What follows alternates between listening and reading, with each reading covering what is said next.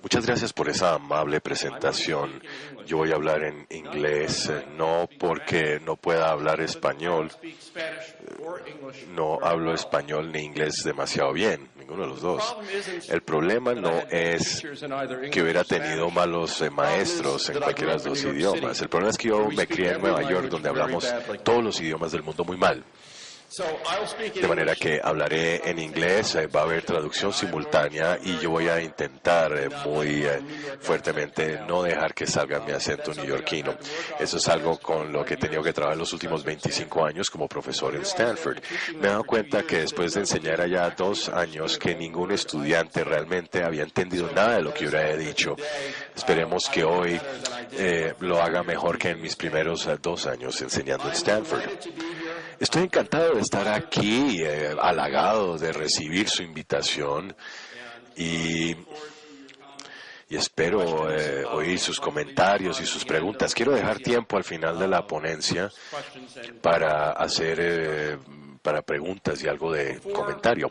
Antes de entrar a los detalles, quiero aclarar que todo lo que les voy a decir hoy viene de un trabajo que se ha hecho con unos economistas muy distinguidos que quiero citar para que ustedes entiendan que todo razonable que yo diga lo deben atribuir a estos caballeros y cualquier cosa poco razonable me la deben atribuir a mí.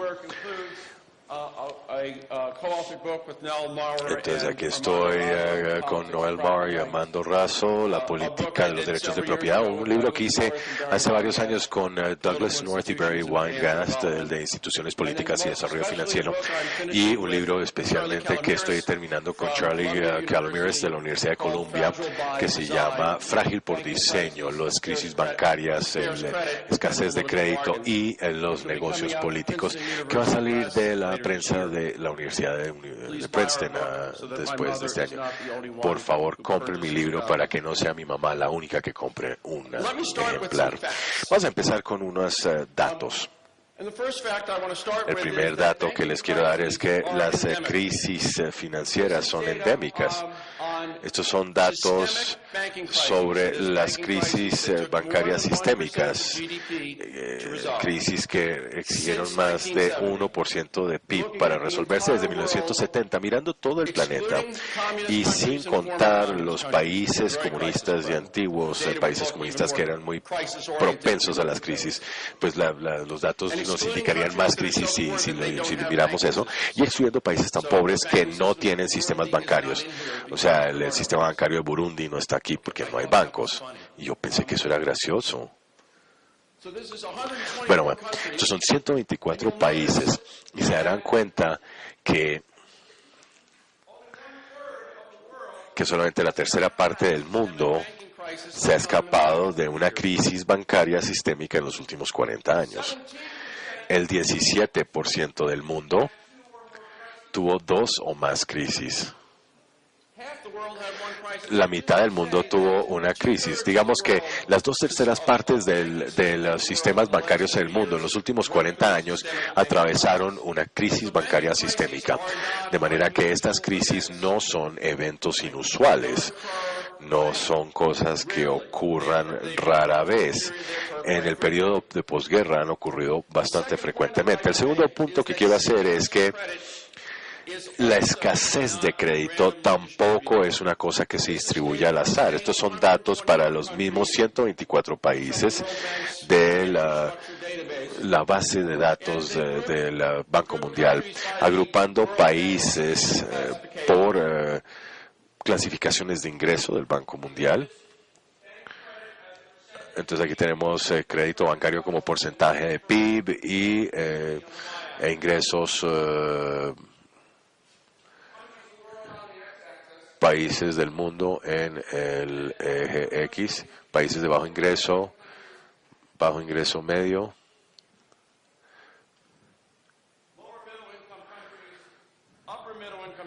los que son de ingreso medio alto y los países de ingreso alto.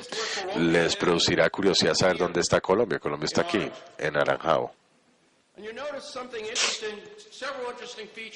Y hay varias características interesantes de los datos. La primera es que hay una relación entre ser un país de alto ingreso y tener un sistema bancario grande que da mucho crédito, y ser un país muy pobre y tener un sistema bancario muy pequeño. Hay una cantidad de literatura muy grande mostrando que esa relación es causal, es decir, que hay una causalidad de tener un sistema bancario pequeño y ser pobre a tener un sistema grande y ser rico. La segunda cosa interesante que verán en los datos es que hay países, incluso dentro de las clasificaciones de ingreso, hay mucha variación dentro de esa clasificación. Esto implica que hay países por aquí, entre países de ingreso medio alto, esto aquí es Libia, que tiene un sistema bancario minúsculo, y estos son crédito promedio como porcentaje de PIB de 1990 al 2009, un sistema minúsculo en comparación con su economía. Pero estos países aquí, que están aquí en la cola, son países de baja bancarización. Ahora, si se preguntan por qué tiene baja bancarización Libia, pues la buena razón es que Gaddafi periódicamente expropiaba los activos del sistema bancario, normalmente con un golpe de esfero.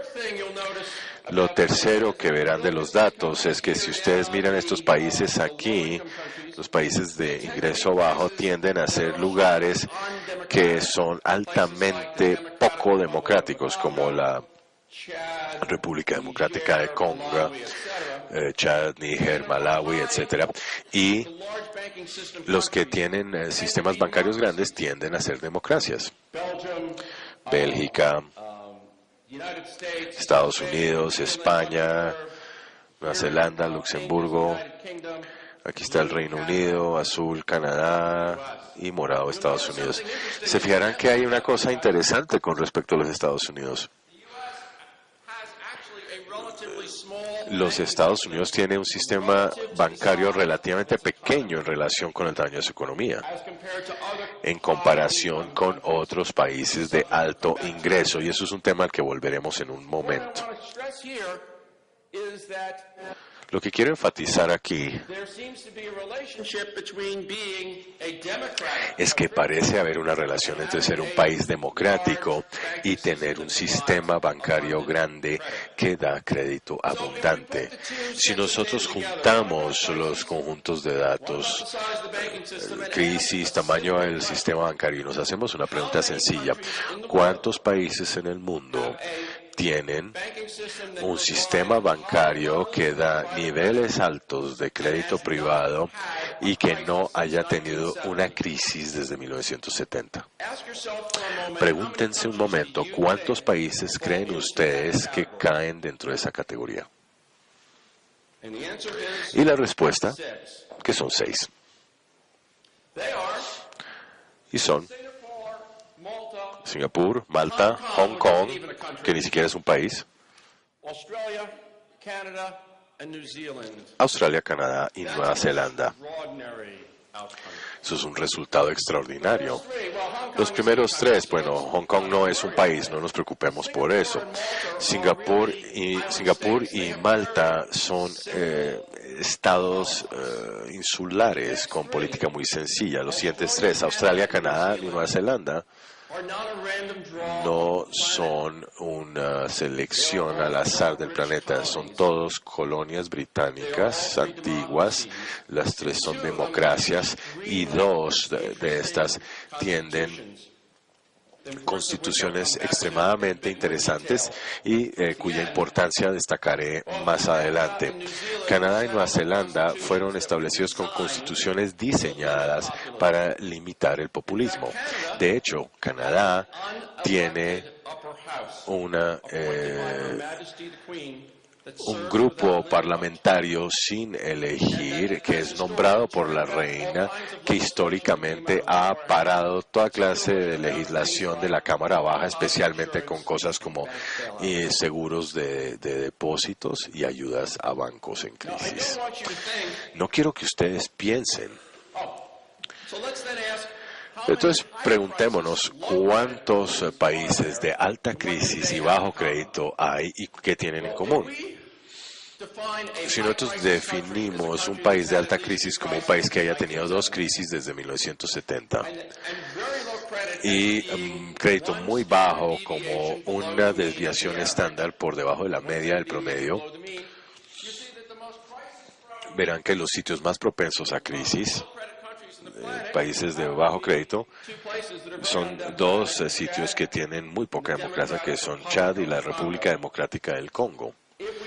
Si definimos crédito bajo como algo que es por debajo de la media en crédito privado y tenemos dos crisis como definición, veremos que no tenemos una selección aleatoria. Tenemos Argentina, que siempre ha estado en crisis en todos los sentidos, Bolivia, Brasil, Camerún, la República Africana Central, Colombia, Costa Rica, Ecuador, Kenia, México, Nigeria, Filipinas, Turquía y Uruguay.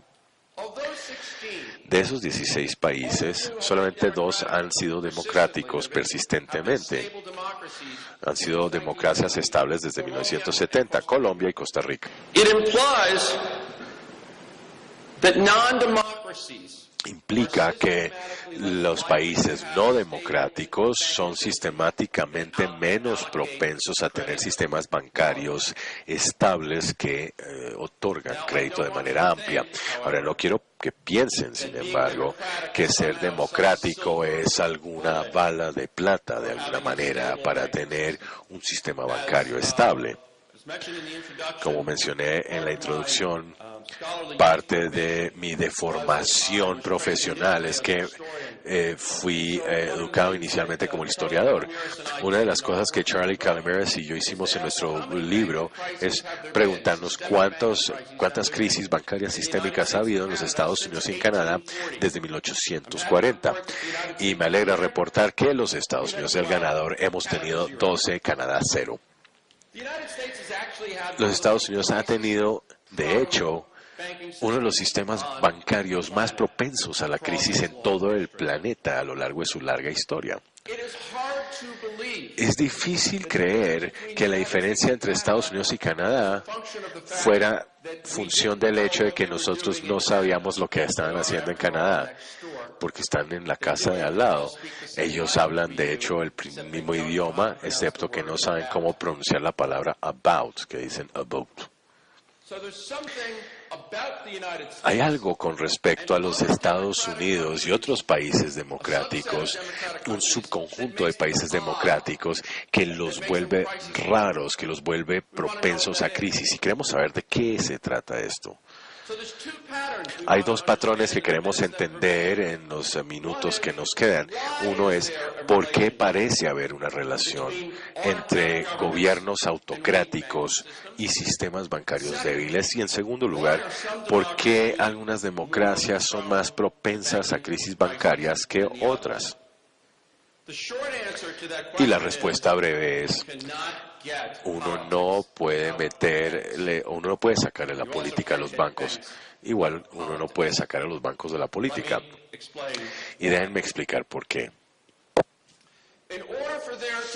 Para que haya un sistema bancario o un sistema bancario estable, tiene que resolverse 3 problemas de derechos de propiedad.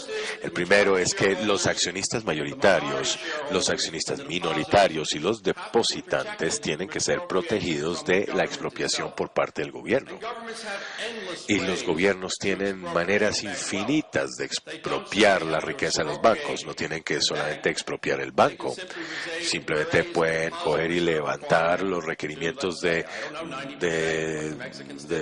depósito, como hicieron los mexicanos en los años 70, hacer que se haya inflación y que no haya pago de intereses sobre depósitos. El segundo problema es un problema que es que los depositantes y los accionistas minoritarios tienen que ser protegidos de expropiación por los accionistas mayoritarios. Es decir, los accionistas mayoritarios pueden entrarse al banco y pueden hacer un fraude contra los minoritarios y los depositantes. El tercer problema es que los accionistas mayoritarios, los depositantes y los accionistas minoritarios deben ser protegidos de expropiación por parte de deudores. Es decir, tienen que ser protegidos de la posibilidad de que los deudores saquen préstamos y después incumplan.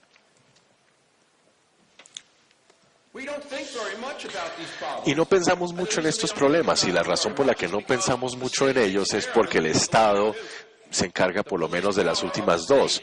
El poder policivo del Estado es el mecanismo que se utiliza para hacer cumplir leyes contra el fraude y que se utiliza para quitar activos de los deudores como garantía.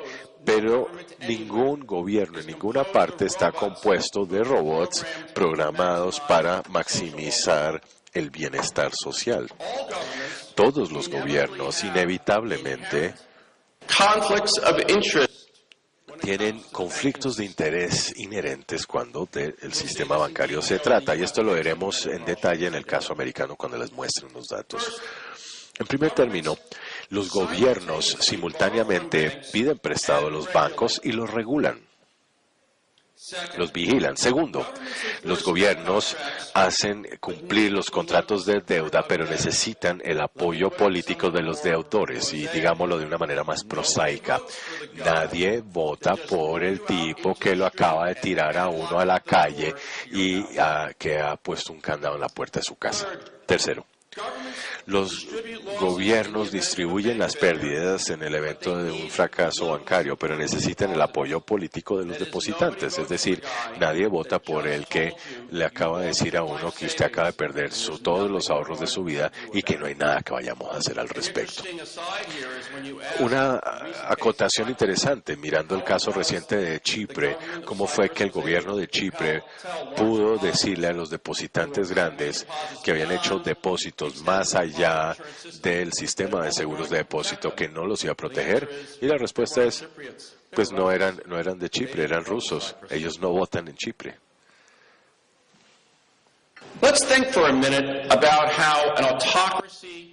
Pensemos cómo hace un gobierno autocrático para resolver estos tres problemas de derechos de propiedad. Si uno es un banquero en un país en el que el gobierno puede expropiar con nada, sería uno muy tonto invertir su capital en un banco, a menos que el gobierno limitara la entrada para que usted fuera el único banco, para que su tasa de retorno fuera suficientemente alta para compensarle por la probabilidad de que en algún momento lo expropien. Segundo término, eso significa que va a haber un nivel muy bajo de competencia entre los bancos, que quiere decir que no van a tener incentivos muy fuertes para buscar nuevos clientes que tomen préstamos. ¿Para qué? Cuando uno no está compitiendo muy fuertemente. Tercero, el hecho de que uno haya generado un banco poderoso, uno o dos bancos grandes, poderosos, que obviamente están embebidos en el gobierno porque han recibido su mandato del gobierno, significa que los depositantes deben sentirse muy nerviosos. ¿Por qué va a perseguir el gobierno cargos de fraude de los banqueros contra los depositantes cuando los depositantes no votan? Si usted es un depositante, pues uno no pone plata en un banco así, uno solamente pone plata en el banco hasta donde necesite un sistema de pagos.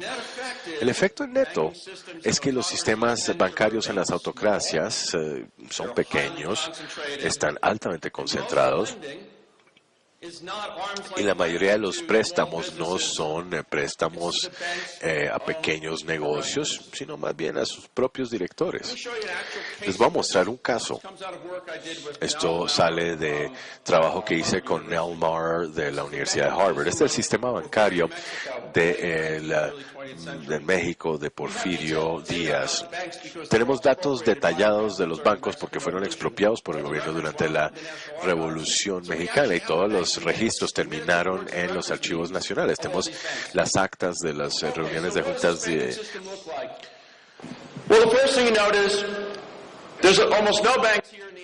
Notarán que casi no había bancos en los 1890. Ahí hacen un acuerdo con un grupo de banqueros poderosos y en básicamente todos los estados de México generan un monopolio que solamente puede operar dentro de ese estado.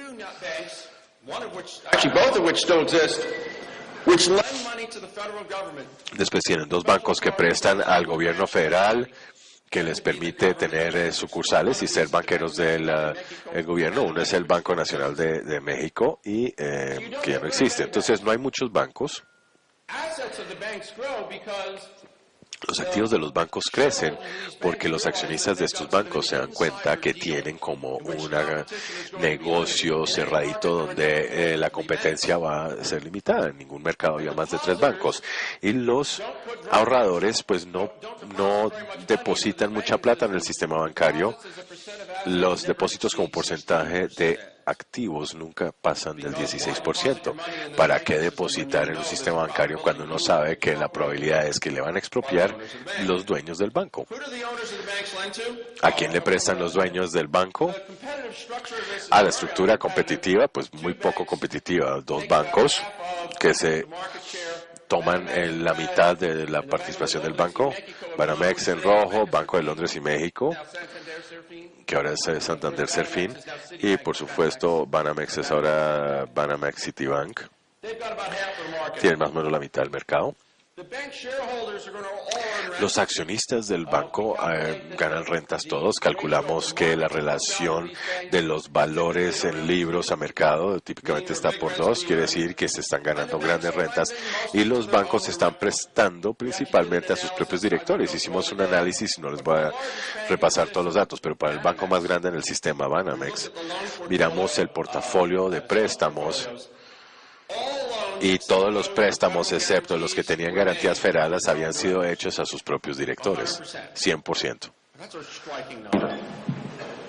Una cifra sorprendente. Este sistema bancario autocrático basado en un acuerdo cerrado con el gobierno del dictador Porfirio Díaz y un grupo de bancos grandes solamente pudo estar estable mientras que Díaz estuviera en el poder. Una vez que fue víctima de la revolución, todos los lados en el conflicto de quién iba a controlar el Estado expropiaba bancos, sin importar su ideología. El sistema bancario de México pasó de ser 35% del PIB en términos de activos a PIB a ser el 5% en un espacio de 10 años.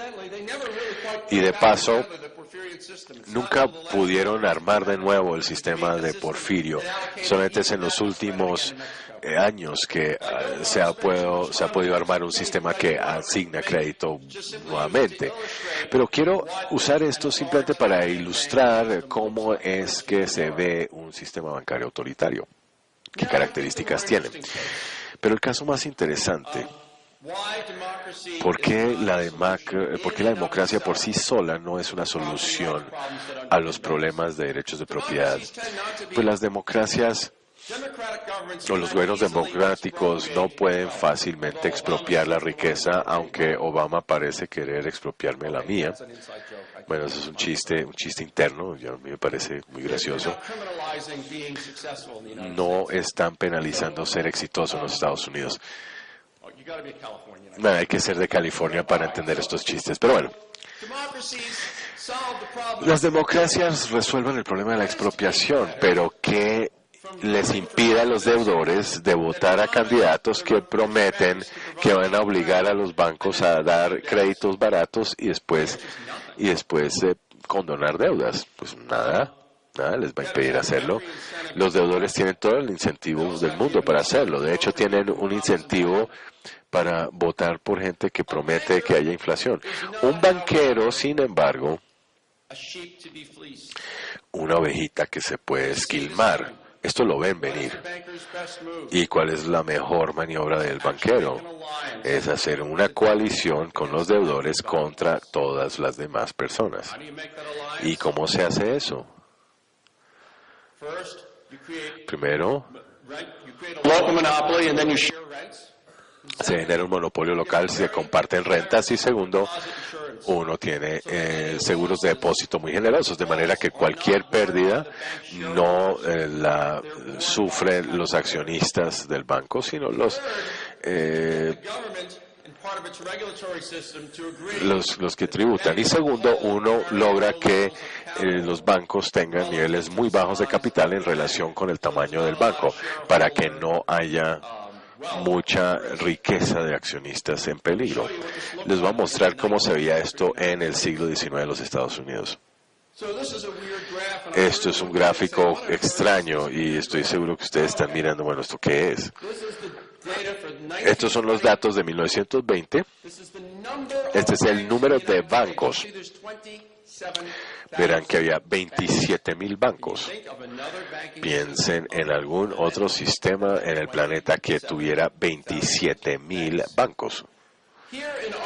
Y en el anaranjado, que lo pueden ver aquí, es el número de sucursales de todos esos bancos. Es decir, son como 500.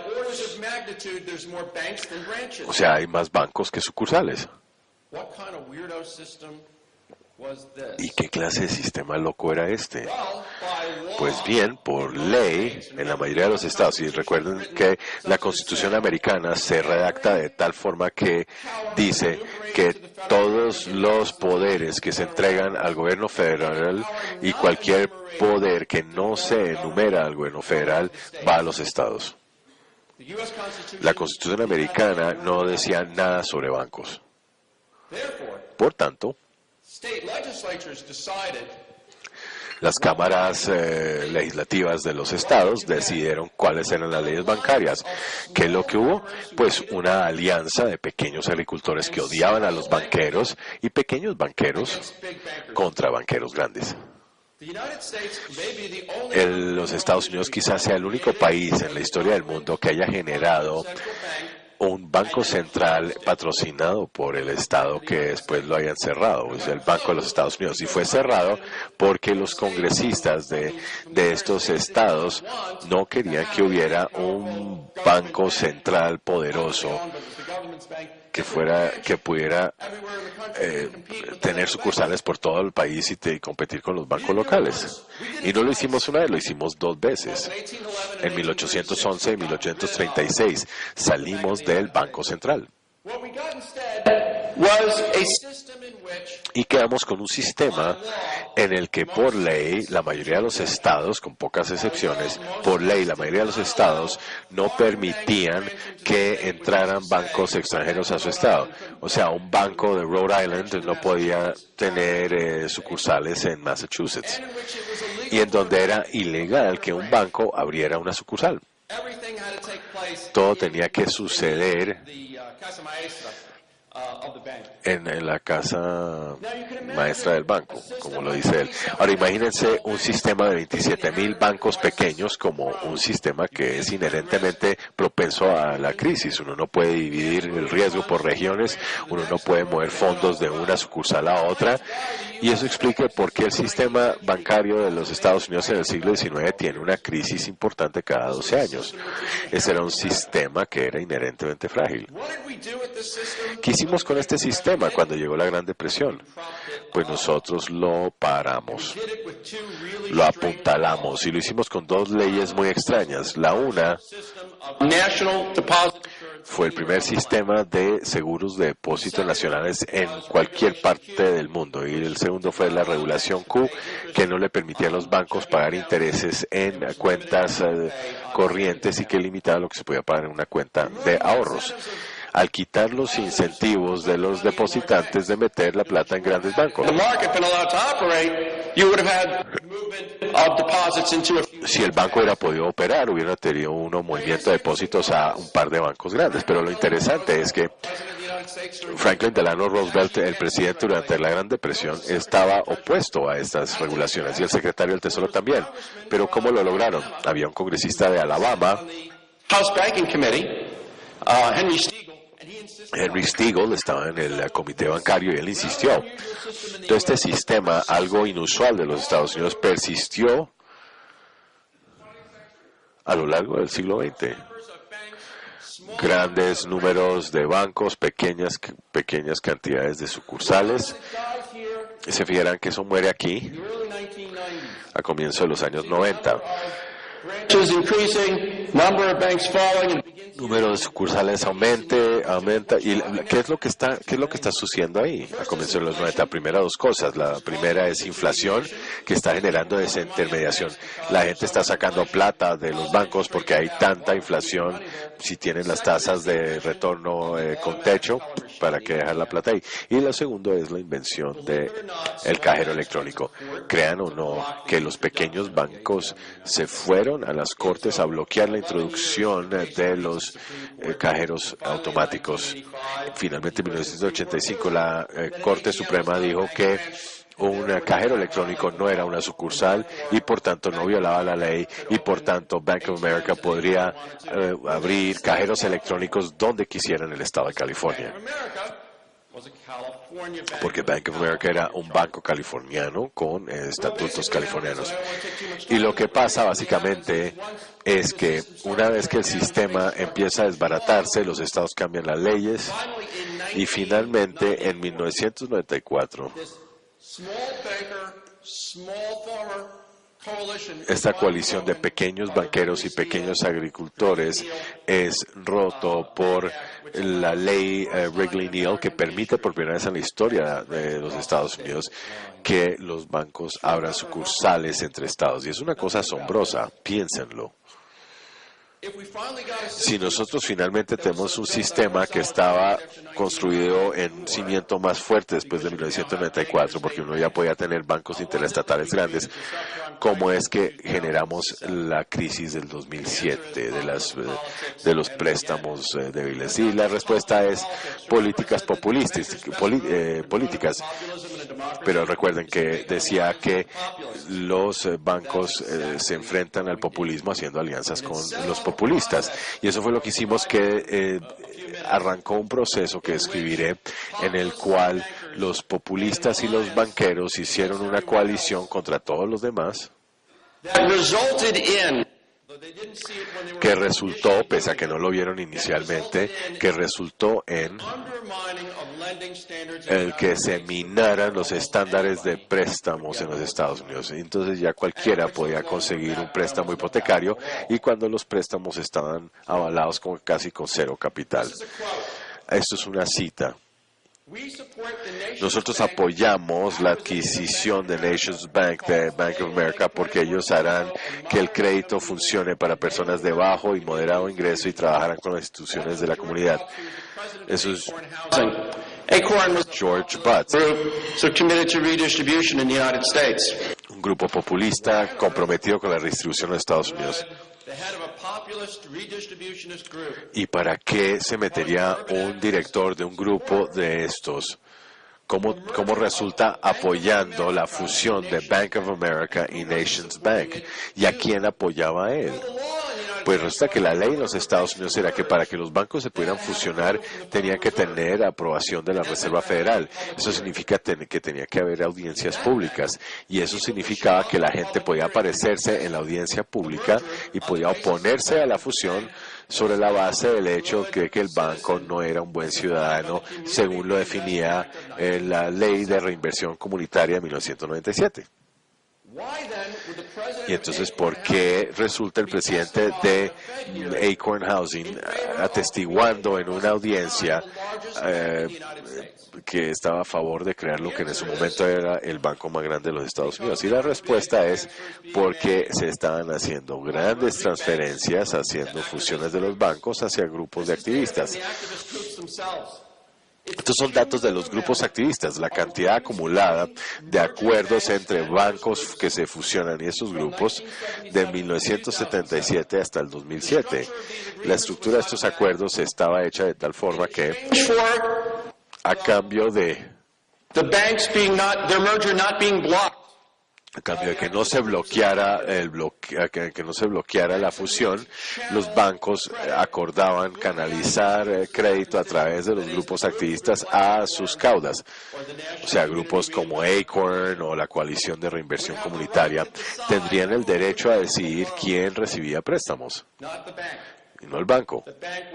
El banco, en esencia, asignaría miles de millones de dólares en préstamos a estos grupos y dejaría que los grupos decidieran quién recibía los préstamos, a cambio de lo cual en las audiencias de la Reserva Federal grupos como Acorn y otros se aparecían y atestiguaban de parte de la fusión. Cuando uno lee las actas de esto, son fascinantes. Son las actas de cientos de páginas. Están los grupos que no están recibiendo plata protestando en contra de la fusión y los que sí reciben plata apoyándolo. Hay cientos de páginas de testimonio. A mí eso me parece interesantísimo.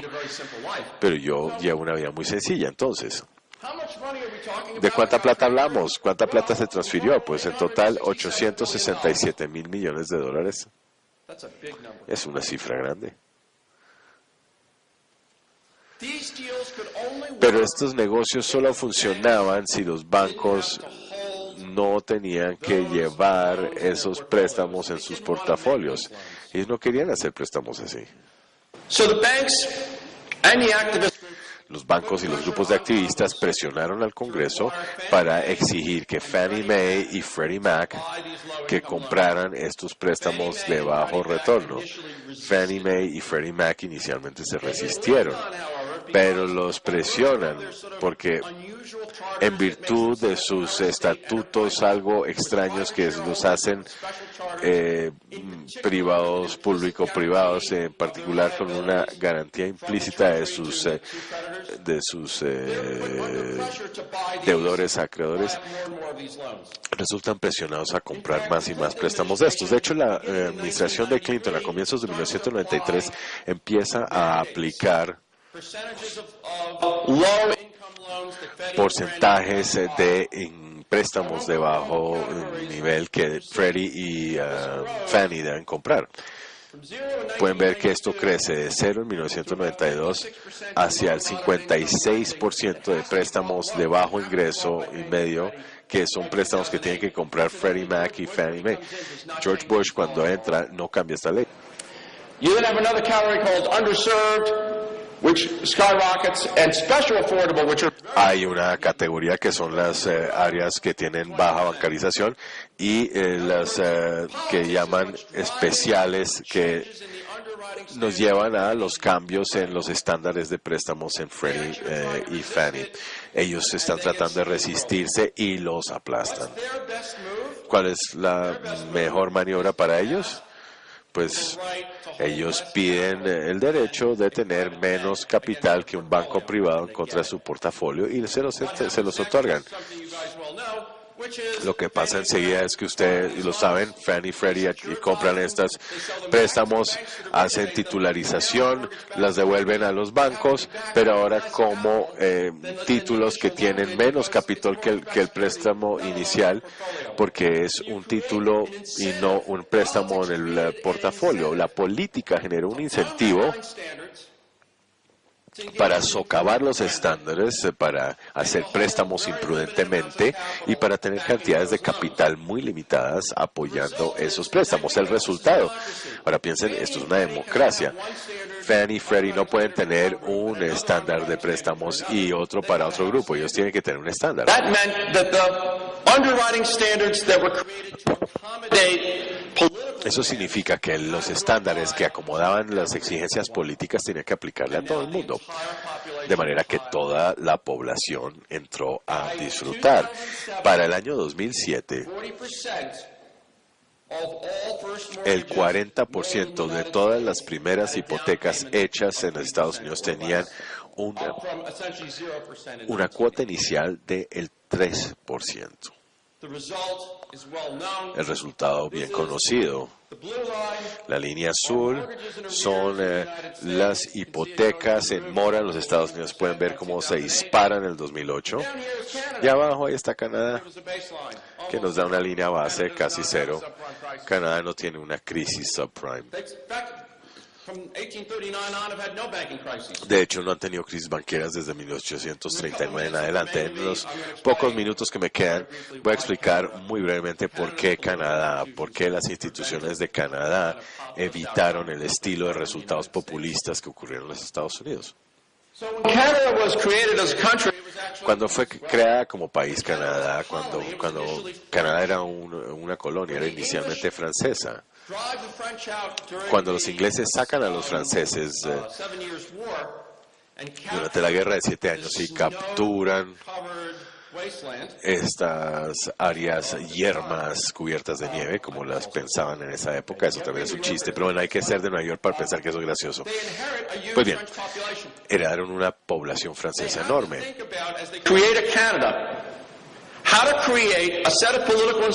Creando Canadá tenía que pensar en cómo generar instituciones políticas que fueran simultáneamente democráticas y que evitaran que los franceses dominaran la política. Y tenían un gran problema.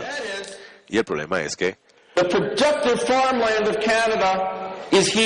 las tierras productivas de Canadá están aquí en el interior, que es donde se afincaron los ingleses. Los franceses están acá. Para poder llevar a producción algo aquí, llevado al mar hasta Inglaterra, bueno, tiene que subir por el río San Lorenzo. Y el río San Lorenzo pasa por Montreal. De hecho, Montreal existe porque hay unos rápidos en el río San Lorenzo enfrente de Montreal, que se llaman los rápidos Lechine. Y eso significa que uno tiene que construir canales alrededor de los rápidos y los franceses no quieren hacerlo. Los británicos se sienten frustrados por esta como que esta cosa que los franceses tienen a la colonia del cuello y se dan cuenta que no pueden romper eso. Esta parte de Canadá se va a volver parte de los Estados Unidos. Estados Unidos quiere tomársela y hay mucha simpatía porque están frustrados por los franceses. ¿Y cuál es la solución? Cuando crean a Canadá como país en 1800 es el opuesto a la Constitución americana. Van a tener una cámara baja elegida. Segundo, van a tener una cámara alta no elegida. Es un Senado que es nombrado por la reina y sistemáticamente van a proporcionar el Senado de manera que Quebec tenga menos representación en comparación con su población. Entonces, sitios como Manitoba les están dando senadores, sitios como Newfoundland, ellos reciben senadores, Nova Scotia tiene senadores, New Brunswick tiene senadores, Alberta tiene senadores, Quebec tiene senadores, pero están vencidos en números. Lo segundo que hacen es decir que cualquier legislación que no esté especificada en la Constitución va por defecto al gobierno central y no a las provincias. Y la tercera cosa que hacen es decir, la banca en particular está bajo la vigilancia del gobierno central. Eso quiere decir que cualquier legislación canadiense tiene que pasar por las dos cámaras, una de las cuales no es elegida y ambas dominadas por intereses en Montreal y en Toronto. ¿Cuál es el sistema bancario que tienen? Pues en primer lugar, tienen desde el comienzo sucursales en todo el país, desde 1870 en adelante, o 1817 en adelante.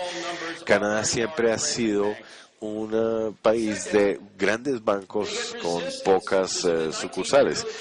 A comienzos del siglo XX hay intentos por parte de pequeños agricultores en el lejano oeste de Canadá para crear bancos como los Estados Unidos y eso lo impide el Senado canadiense. La tercera es resistencia a los seguros de depósito. Canadá no va hacia el seguro de depósito hasta los años 60 e incluso en ese momento es bastante limitado. Y la cuarta cosa que tienen es que esto es una democracia. Esto no es el México de Porfirio. Entonces, desde el comienzo, los derechos, las leyes canadienses están escritas de tal manera que todos los documentos de los bancos se tienen que rehacer cada 5 años.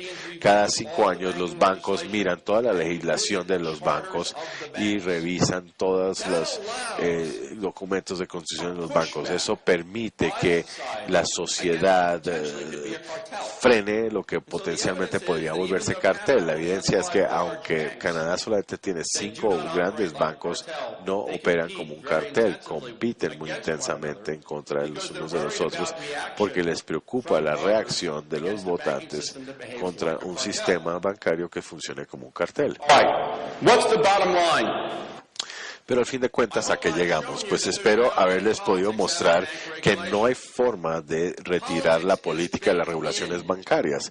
La política está integrada y debido a esto, debido a que si uno no puede, si hay estos conflictos de interés inherentes del gobierno, que significa que el gobierno siempre va a tener incentivos para ser oportunista respecto al sistema bancario, explica esto porque es tan difícil para los países lograr crédito abundante y estable al mismo tiempo. Es una cosa, es una rareza.